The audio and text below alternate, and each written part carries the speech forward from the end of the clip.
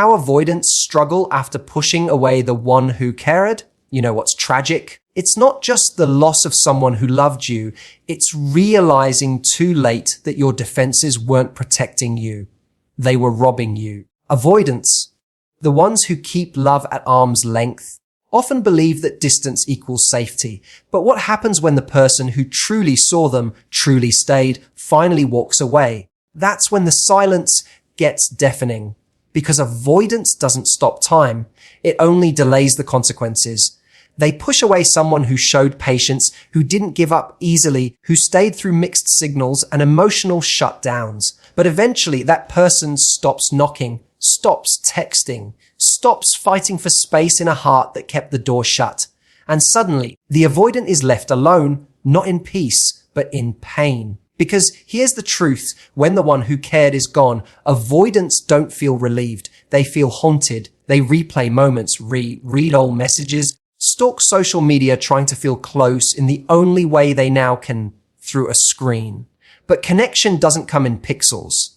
It came in presence, and it's gone now. They thought freedom meant no responsibility, but now they see love was never a trap. It was a gift, and what they thought was strength, avoiding vulnerability, was actually fear in disguise. But here's the hope: this pain can become a turning point if they're willing to stop running, to sit with the discomfort, to understand that self-protection shouldn't come at the cost of love. Because yes, avoidants struggle after pushing love away, but the struggle isn't the end.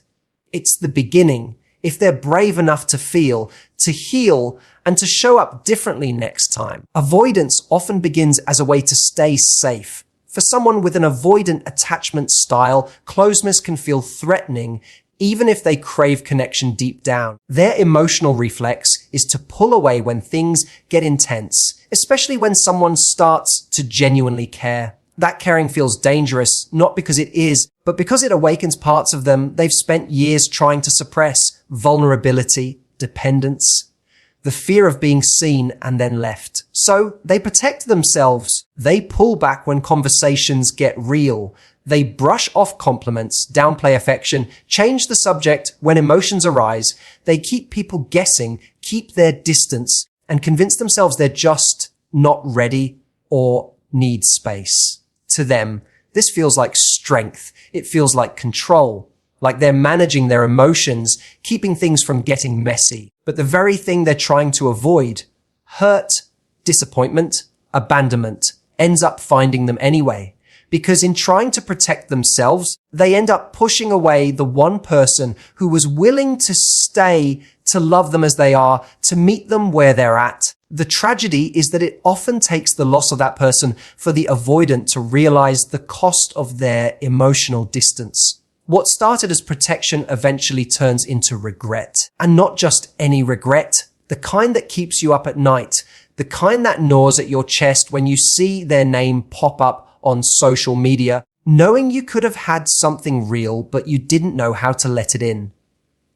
Avoidants don't just miss the person, they miss the chance, the version of themselves they might have become if they had let love in instead of pushing it away.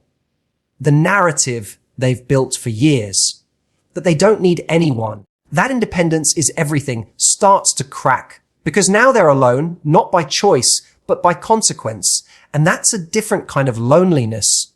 Not solitude, but isolation.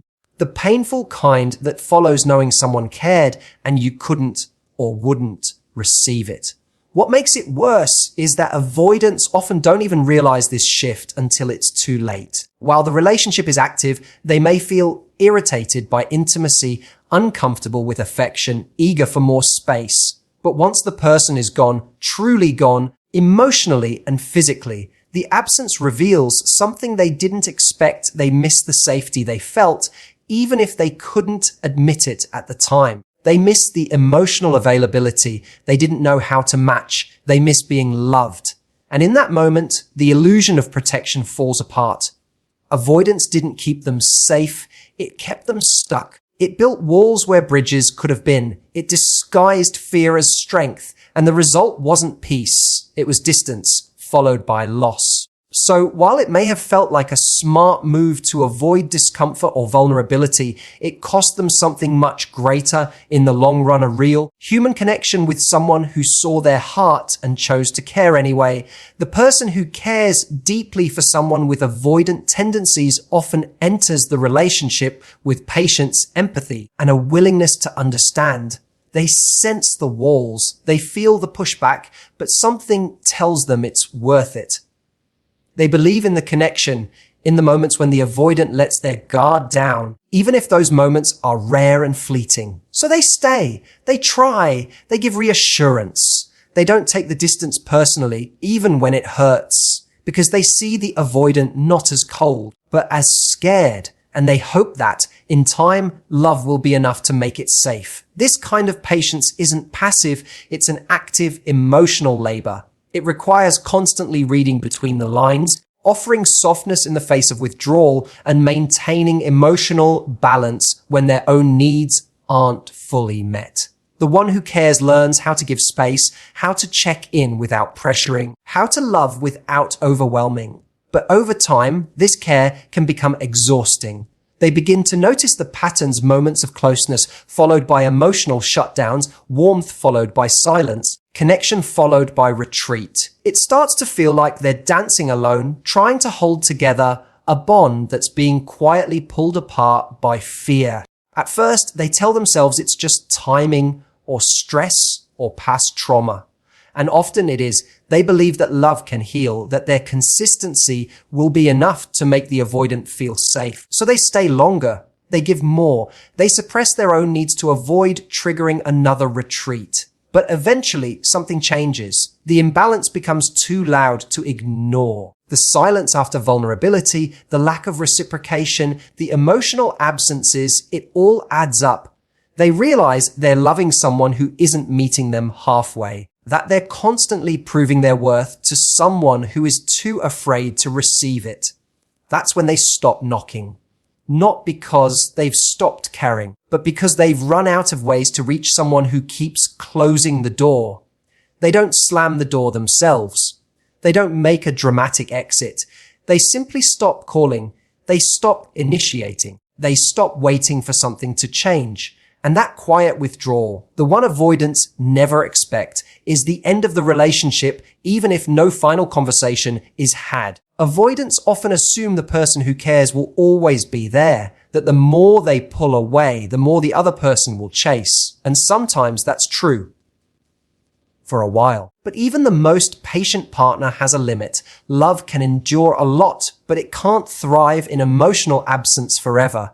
And when the one who cared finally leaves, they don't look back. Not because they never loved, but because they've given all they could. They've learned the hard way that staying with someone who won't let them in is a form of self-abandonment. And by the time the avoidant realizes what they've lost, the chance to repair it is already gone. When the relationship finally ends and the person who cared walks away, the avoidant is often left in silence, but not the peaceful kind. At first, they may feel relief. The pressure is gone. The emotional intensity has faded. No more expectations, no more uncomfortable conversations, no more closeness they didn't know how to navigate. But that relief is short-lived because the silence doesn't bring peace. It brings awareness. Slowly, the absence of the person who cared begins to echo louder than any argument or emotional moment ever did. They start to notice the gap where the other person's presence used to be. The morning texts stop coming. The check-ins vanish. The soft encouragements, the understanding nods, the way that person used to look at them like they mattered, all gone. And in that space, the avoidant is left with thoughts they don't know how to escape. They begin to replay memories, not just the big moments, but the small ones. The late night talks, the way they were held even when they pulled away, the messages that said, "I'm here," even after days of silence. But now no one is there. The avoidant sits with their thoughts, and what surfaces isn't relief, it's longing.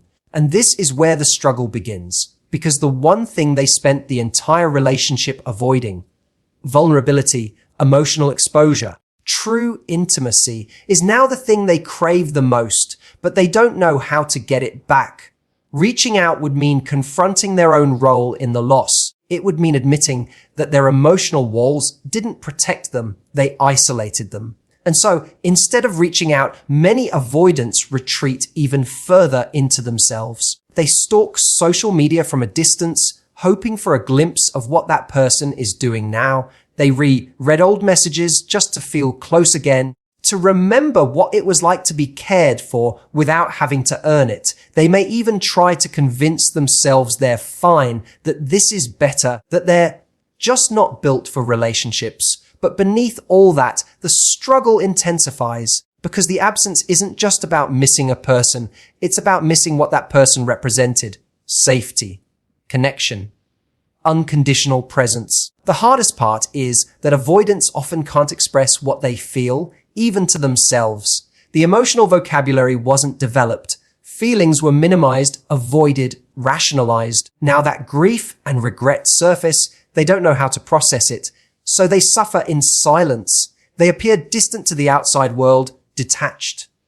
But internally, they're battling memories, shame, and an aching sense of what if? And the pain lingers. Because unlike impulsive decisions or accidental mistakes, this loss feels earned. It came from a pattern, one they now see, but didn't know how to break at the time. The avoidant struggles not only with the absence of the other person, but with the realization that the very things they thought protected them were the reasons they're now alone. They didn't lose the person because they weren't loved. They lost them because they couldn't accept the love being given. And that truth is something they carry quietly every day. Love, to an avoidant, can often feel like a trap.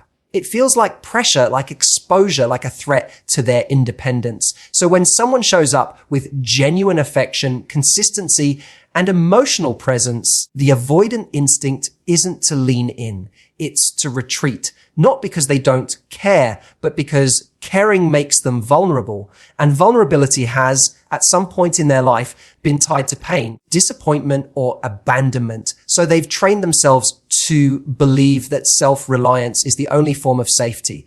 To need nothing is to risk nothing. But here's the painful irony. The love they resist isn't there to cage them. It's there to free them. Real love doesn't demand perfection or complete surrender. It asks for presence, for honesty, for effort. It doesn't threaten freedom. It enhances it. Because when someone accepts you as you are and wants to build something with you, they're not asking you to give yourself up. They're asking you to let yourself be seen. And that's what avoidants fear the most. Over time, though, what initially feels like protection begins to resemble isolation. The avoidant keeps love at arm's length and tells themselves it's a strength, that they're just being smart, cautious, emotionally mature. But when the one who cared is finally gone, they realize what they mistook as pressure was actually an invitation to grow. The discomfort they felt wasn't a red flag. It was the stretching of emotional muscles that had been ignored for too long. They look back and see that love wasn't trying to control them. It was trying to reach them. It wasn't asking for their freedom. It was asking for their presence. To show up not as a flawless, always composed individual, but as a messy, growing, real human being. Love wanted to be something safe, something steady, something healing. But fear won out, and now the gift is gone. Avoidants often tell themselves that emotions are overwhelming, that closeness is too risky. But in truth, it's the resistance to those things that creates chaos. Being loved isn't the problem. It's the internal dialogue that tells them they don't deserve it or can't handle it or will lose themselves in it. That's the real trap, not love. And when they finally see this, it hits hard. They recognize that the very thing they avoided could have been the doorway to something profoundly transformative, not just in the relationship, but in how they see themselves. Because real love doesn't shrink you, it expands you, it makes you more aware, more capable, more connected to your own emotional world. But by pushing it away, they didn't avoid pain. They delayed it, and now they're left with the realization that love wasn't trying to break them down. It was trying to build something better with them, something honest, something mutual, something real. Pain has a way of stopping us in our tracks, For someone with avoidant tendencies, it often arrives not with drama, but in the quiet aftermath, the moment when they realize the person who once cared deeply for them is truly gone. There are no more chances to delay intimacy, no more emotional lifelines being thrown their way. And in that stillness, they're forced to sit with what they've done, or rather, what they've avoided doing. It's in this silence, this stillness, that a powerful opportunity begins to emerge. Avoidants are not incapable of love. They're not broken or heartless. They're often people who have learned somewhere in their past that love was inconsistent, conditional, or even dangerous. So they built survival strategies, emotional distance, hyper-independence, withdrawal to keep themselves safe. But those same strategies eventually push away exactly what they long for: real connection. When the pain of that loss finally cuts through their defenses, something changes. They begin to ask different questions. Not, what was wrong with them? But, why couldn't I let them in? Not, why didn't they stay? But, why was I so afraid of closeness? And that's where transformation begins, not in comfort, but in confrontation. The confrontation with their own patterns, their own fears, their own deeply buried wounds. This pain, as sharp and disorienting as it may be, can become a teacher. It reveals truths they may have spent years trying to avoid. That connection is not the enemy, that love is not a threat, that vulnerability isn't weakness. It opens a doorway to growth if they're willing to walk through it. Because in the absence of the one who cared, the avoidant gets the chance to care for themselves in a different way. Not by shutting down, but by opening up. For the first time, they might consider therapy or read the messages they ignored with new eyes. They may reflect on how their silence, their avoidance, wasn't strength. It was fear dressed in armor. And instead of retreating into the same old habits, they might start choosing differently, responding instead of withdrawing, expressing rather than deflecting, asking for help instead of pretending they don't need anyone. It doesn't happen overnight, but every moment of discomfort becomes a step toward emotional maturity. Every pang of regret becomes motivation to become someone who can not only receive love, but also reciprocate it fully. The pain they once tried to avoid becomes the very catalyst for growth they needed all along. Eventually, they realize that healing isn't about becoming someone different. It's about becoming more honest with themselves. It's about peeling back the layers of protection that no longer serve them and allowing themselves to feel, to trust, to connect. The struggle after losing someone who cared is real, but it doesn't have to be the end of the story. For the avoidant, it can be the beginning of becoming someone who's no longer afraid to be known, loved, and emotionally present, not just for someone else, but for themselves. So here we are. We've walked through the quiet H that avoidants often face after pushing away the one person who truly cared. We've looked at the walls they build, the patterns they repeat, and the pain they try so hard to avoid, only to find it sitting with them anyway once love is gone. But this isn't about blame. It's about awareness. Because no matter how far someone has run from intimacy, no matter how much they've shut down or pushed others away, there is always a choice in front of them to keep repeating what's familiar or to grow into what's possible. Yes, avoidants struggle when they lose real love. But struggle isn't failure. It's feedback. It's life's way of saying something deeper is asking for your attention. If you've ever been the one who cared and you walked away, know that you weren't weak. You were wise enough to stop pouring into someone who wouldn't open their hands. And if you're the one who pushed someone away and now you're feeling the weight of that loss, don't waste it. Let it shape you. Let it wake you up. Let it teach you how to be brave in the face of connection instead of afraid. Because love doesn't ask for perfection. It asks for presence. And it will meet you there if you let it. Thank you so much for giving your time, your mind, and maybe even your heart to this message. Whether you saw yourself in the avoidant, the one who cared, or somewhere in between, your willingness to reflect is already a step